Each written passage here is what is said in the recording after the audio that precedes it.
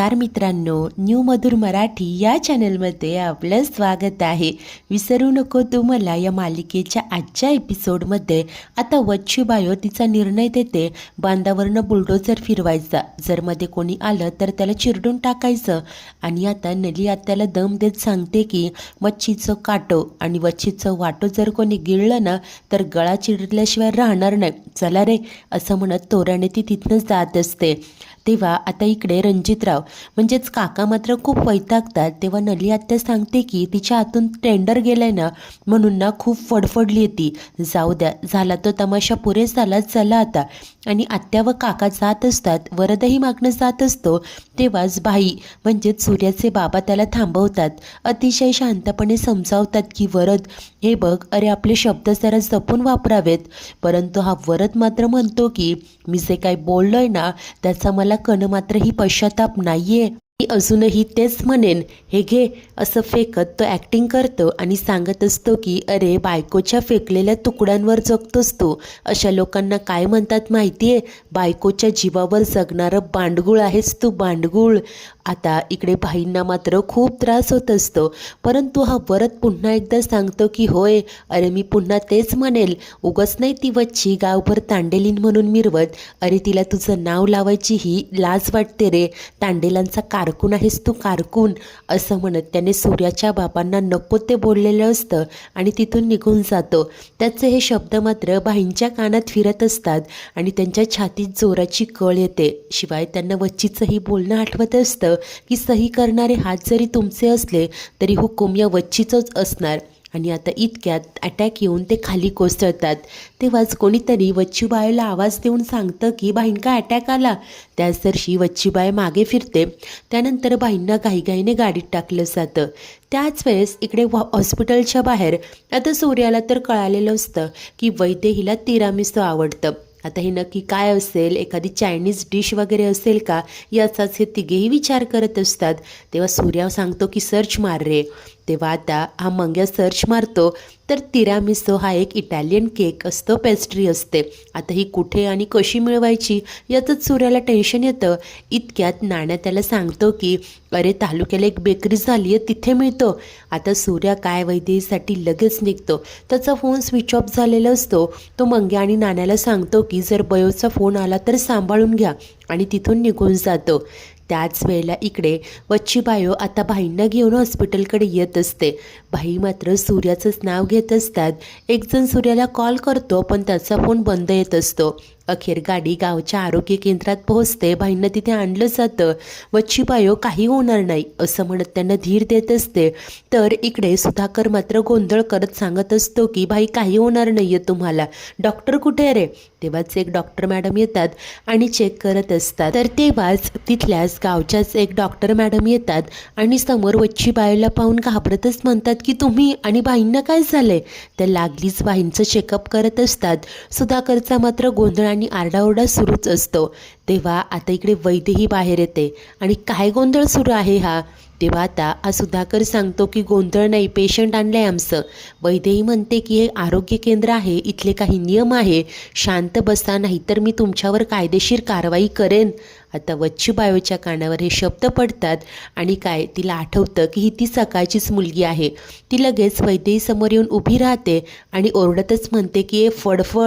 तिचा चेहरा पाहताच वैद्यहीला देखील सकाळचा तो प्रसंग आठवत असतो। तर वैद्यही तिला शांतपणे रिक्वेस्ट करते की हे हॉस्पिटल आहे, हे बघा मॅम तुम्ही शांत राहा। ती बायो आता तिला दम देत सांगत असते की दर्याचं नाद आणि तांडेलांचा आवाज कोणीही बंद करू शकत नाही, कळलं तुका। अगं हा माझा गो असो, जर याका काही झालं ना तर मग हे अख्खं आरोग्य केंद्र जाळून टाकीन तुझ्या सकट। तेव्हा आता वैद्यही चिडते, ती म्हणते की पुरे झालं, खूप ऐकून घेतलं तुमचं, आता तुमचा हा जो माज आहे ना तो बाहेर दाखवायचा इथे नाही, इथे डॉक्टरही आम्ही, उपचारही आमचे आणि नियमही आमचेच असं आता वच्छी बयोच्या भाषेतच वैद्यहीने सुनावलेलं असतं। तेव्हा आता बयोला तिचं बोलणं आठवतं, कशाप्रकारे तिने वैदेहीलाही सुनावलं होतं की इथे कायदा आमचा आणि हुकूमही आमचाच. त्यानंतर आता ही बयो मात्र चिडते, रागाने म्हणत असते की फडफड खूप ऐकून घेतलं तुझं, 4 बुकं शिकली म्हणून काय मेंदूत प्रकाश पडला का? हे बघ, हा माज ना इथे नाही करायचा. तेव्हा वैदेही बोलते की ठीक आहे मग. ती टेथोस्कोप या सुधाकरकडे देऊ लागते आणि सांगते की तुम्हाला खूप कळतं ना, मग तुम्ही करा उपचार. आता मात्र बयोचा राग अनावर होत असतो.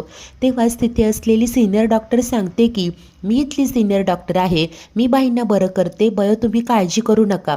परंतु वच्ची बयो आता रागात येते आणि म्हणते की नाही, आता माझा निर्णय झालाय, हीच मुलगी फक्त यांना बरं करणार. जर तुमच्यापैकी कोणीही हिची मदत केली ना, तर याद राखा, ती त्या व्यक्तीची शेवटची मदत असेल. तेव्हाच इकडे बाईंना मात्र खूप त्रास होत असतो. त्यांची तडफड सुरू असते. सुली ते पाहते आणि म्हणते की बयो, बाईंना उपचाराची गरज आहे, प्लीज ऐका ना. त्यानंतर बयो आता बाईंजवळ येते आणि काही होणार नाही, चल रे सुधाकर, असं म्हणत तिथून बाहेर निघून जाते. त्यानंतर आता वैदेही देखील बाईंकडे पाहते आणि तिने त्यांच्या उपचाराला सुरुवात केलेली असते. सुली एकटीच असते जी वैदेहीची मदत करत असते. वैदेहीने आता बाईंना सलाईन लावलेलं असतं, ऑक्सिजन मास्क लावून त्यांना जरा स्टेबल केलेलं असतं. त्यानंतर ती सुलीला म्हणजे तिच्या मैत्रिणीला, जी की तिथेच नर्स असते, तिला सांगत असते की हे बघ, तू जा इथून, उगाच जर का त्या बाईला कळलं ना. तेव्हा सुली म्हणते की अगं मैत्री ही इतकी स्वार्थी असते का गं वैदू, मी काही होणार नाही आहे. वैदेही म्हणते की अगं तुझ्या नोकरीचा प्रश्न आहे. परंतु सुली मात्र तिथेच असते. इतक्यात बाईंच्या कानात पुन्हा एकदा त्या वरचे शब्द आठवत असतात आणि ते खूप अनस्टेबल होतात. वैदेही सगळं काही मॉनिटर करत असते आणि त्यानंतर सांगते की यांचा ऑक्सिजन सिलेंडर आपल्याला बदलावा लागेल, याची लेवल कमी होते. तेव्हा सुली सांगते की काय, अगं आता एकच शिल्लक आहे आणि तोही अर्धा. तेव्हा वैदेही म्हणते की मग अवेलेबल करा ना. तेव्हा आता सुली तिला सांगते की अगं हे मुंबई नाही आहे, गाव आहे, इथे या गोष्टी पॉसिबल करणं खूप अवघड असतं. आता मात्र वैदेहीसमोर मोठं चॅलेंज असतं. त्याच वेळेस दुसरीकडे सूर्या मात्र खूप खुश असतो. वैदेहीला आवडणारा तिरामिसो हा इटालियन केक घेऊन तो येत असतो. डॉक्टर मॅडम, तुमच्यासाठी सरप्राईज आहे, असं मनाशी बोलत खुश होत असतो. तर तेव्हाच मंग्या आणि नाण्या त्याच्याशी संपर्क करण्याचाही प्रयत्न करत असतात. बाहेर असताना सुधाकर बयोला म्हणत असतो की तू उगीच अडवलं मला. अगं जेवढं त्या कार्टीचं वय नाही आहे ना, त्याहून डबल पावसाळे पाहिलेत आपण. नंतर वच्ची बायो तिथे असलेल्या मुलीला विचारते की ए चिंगरे, सूर्याला फोन लागला की नाही. तेव्हा ती सांगते की नाही, नेहमीचंच आहे हे सूर्या दादाचं, ऐन कामाच्या वेळेला तो गायब असतो, घर सांभाळता येत नाही आहे, गावचा कारभार कसं सांभाळणार. तेव्हा आता वच्ची बायो म्हणते की तू तुझं तोंड बंद ठेव आणि फोन लागला की मला आणून दे. आणि इतक्यात तिथे सूर्याची बाईक येते. आता सर्वांनाच तिथे पाहून तो गोंधळतच विचारतो की तुम्ही ते काय करताय. सुधाकर येऊन म्हणतो की बारशाला आलोय. आता सूर्या म्हणतो की अरे काय हे, काय झालंय सांगा तरी. तेव्हा आता ही चिंगरी येऊन सांगते की भयंकर अटॅक आला. आता हे ऐकतात सूर्या खूप घाबरतो. तो बयोकडे येऊन सांगत असतो की मला माफ कर गं, माझा फोन स्विच ऑफ होता, खूप मोठी चूक झाली माझी, बाई कसे आहेत आता. तेव्हा इकडे सुधाकर सांगतो की अरे नीट भेटूही देत नाही, आतमध्येही जाऊ देत नाही आहे, ढोरांना अडवायला जसे बाकडे लावतात ना, तसे बाकडे लावले तिथे. तेव्हा सूर्या रागाने पेटून उठतो, म्हणतो की थांबा मी बघतो. पुढे होऊन त्या बाकड्याला लाथ देत उडी मारून तो आत आलेला असतो. एक वॉर्डबॉय त्याला अडवायला येतो. सूर्या ओरडतच त्याला गप्प करतो आणि त्यानंतर पुढे येताच त्याला दिसतात भाई, म्हणजेच त्याचे वडील. सूर्या खूप इमोशनल होतो. त्याला त्याच्या वडिलांसोबतचे काही क्षण आठवत असतात आणि रडतच म्हणतो की भाई हे काय झालं आहे तुम्हाला, उठा चला, मला माफ करा भाई, मी इथे असायला हवं होतं, मला माफ करा, काही होणार नाही आहे तुम्हाला, असं म्हणत तो आता त्यांच्याजवळ येऊन रडत असतो. आणि तेव्हाच तिथे वैदेही येते. आता तिने सूर्याला पाहिलेलं नसतं, ओरडतच म्हणते की एकदा सांगितलेलं कळत नाही आहे तुम्हाला. तेच सूर्या आता तिला दिसतो. वैदूही म्हणते की तू इथे. तेव्हा तो सांगतो की हे फादर, काय झालं यांना नक्की. तेव्हा वैदेही बोलते की त्यांना अटॅक येणार होता, परंतु आपण वेळेत उपचार सुरू केलेत, स्टेबल आहेत ते, पण एक प्रॉब्लेम झाला आहे, एकच ऑक्सिजन सिलेंडर आहे आणि तोही आता संपत आला आहे. तेव्हा सूर्या म्हणतो की मग असेल ना इथे आपल्याकडे आणखी. आता वैदेही बोलते की नाही, शेजारच्या शिरगावच्या आरोग्य केंद्रात विचारले, पण तो सिलेंडर तिथे जाऊन आणावा लागेल. सूर्या म्हणतो की चला ना मग जाऊया आपण, मला शॉर्टकट माहिती आहे. ते दोघे निघणार तेव्हा सुली म्हणते की वैदू, अगं मगाशी काय झालं, तू याला सांगितलं नाही का? सूर्या घाबरतच विचारतो की काय झालं. त्यानंतर वैदेही मगाशी घडलेला सगळा प्रकार सांगते, कशा प्रकारे वच्ची पळूने धमकी दिली आहे, जोपर्यंत यांचा श्वास सुरू असेल तोपर्यंत तुझा आणि कोणीही हिला मदत करायची नाही. सूर्याला सगळं कळालेलं असतं. तो वैदेहीला समजावतो की बयोचं म्हणणं फार मनाला नका लावून घेऊ. तेव्हा ती सांगते की हो, माझ्या डोक्यात फक्त आता तुझ्या वडिलांव्यतिरिक्त कुणाचाही विचार नाही आहे, तू बोल काय करायचं आपण. सूर्या सांगतो की जाऊन तो सिलेंडर घेऊन यायचा, परंतु आता बाहेर सगळे असतात, त्यामुळे सूर्या आता काहीतरी आयडिया लढवणार असतो. त्यानंतर आता रात्र होत आलेली असते. इकडे नली आत्या वैदेहीची वाट पाहत असते. ती फोनही उचलत नाही. तिला तिची खूप काळजी वाटत असते. सुरुवातीला ती काकांना सांगते की जाऊन पाहून या, परंतु काका वैतागत म्हणतात की तिच्या बापशीला सांग ना, काम असलं की मी आठवतो, जाऊ देत, काय होत नाही, ती समाजकार्यात बिझी असेल, असं बोलून निघून जातात. त्यानंतर आता ही नली आत्या या वरदलाही फोन लावते. तो मात्र इकडे एका ठिकाणी दारू पीत बसलेलं असतं. आता फोन करताच तो फोन रिसीव करतो. तिथे असलेल्या बाईला जायला सांगतो आणि आता वर दम देत म्हणत असतो की आऊशे, माझं डोकं खाऊ नको हं. आणि हो, एकतर आधीच सकाळी त्या वच्छीने माझं डोकं खराब केलं आहे. तेव्हा नली आत्या त्याला सांगते की सकाळी झालेलं सगळं विसरून जा, परंतु वरद म्हणतो की असं कसं, अगं युवा नेता आहे मी, भावी आमदार, आणि त्या वच्छीने भर पंचायतीत सगळ्यांसमोर मला हात लावला. तर नली आत्या पुन्हा सांगते की हे सगळं जाऊ दे, वच्छीचं काय करायचं नंतर बघूया. अरे रात्र होत आली आहे, वैदीही घरी आली नाही आहे. तेव्हा मात्र वरद पुन्हा म्हणतो की एकदा सांगितलेलं कळत नाही तू का औषे, ठेव फोन, आणि तो फोन कट करतो. त्याच वेळेस इकडे सूर्या मात्र वैदेहीला मागच्या दाराने घेऊन आलेलं असतो. तो नाण्या आणि मंग्याला सांगतो की मी आणि डॉक्टर मॅडम एकत्र आहे, कुणाला कळू देऊ नका, आम्ही आलोच. तेव्हा मंग्या बोलतो की तू फक्त भाईंचा विचार कर, आणि ते गाडी ढकलतात. वैदेही सूर्याच्या मागे बसलेली असते आणि ऑक्सिजन सिलेंडर आणण्यासाठी ते निघतात. तर त्याच वेळेला इकडे आता वैदेही घरी येत नाही आहे, म्हणून तिला पाहण्यासाठी नली आत्या स्वतः रिक्षाने आलेली असते.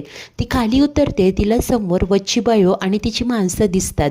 ती दुर्लक्ष करून आज जाणार. तेच वच्ची वाद घालत म्हणते की काय गं, आज या वच्चीचं कुंकू शाबूत असो की नाही ते पाहायला आली आहे. तेव्हा नली आत्या सांगते की हे बघ, मला बहीणबद्दल कळलं, तू त्यांच्याकडे लक्ष दे माझ्याशी वाद घालत बसण्यापेक्षा. तेव्हा वच्ची ही तावाणी म्हणते की आणि तू तुझ्या मुलाकडे लक्ष दे. आणि आता त्यानंतर पुन्हा एकदा यांच्यात वाद सुरू झालेले असतात. त्याच वेळेस सूर्या आणि वैदेही दोघेही शिरवाडीच्या आरोग्य केंद्रात पोहोचतात. तेव्हाच त्याला येतो या मंग्याचा फोन. तो विचारतो की काय झालंय. तोपर्यंत वैदेही आतमध्ये सिलेंडर ताब्यात घ्यायला गेलेली असते.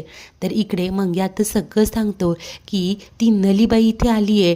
आता असं वाटतंय की देसाई आणि तांडेल दोघे मिळून हे केंद्र पेटवून देत आहे की काय, तूच काहीतरी करू शकतोस, लवकर ये. तेव्हाच बाईंची तब्येतही नाजूक असते. सूर्याला टेन्शन आलेलं असतं. मित्रांनो, आजचा एपिसोड इथेच संपतो.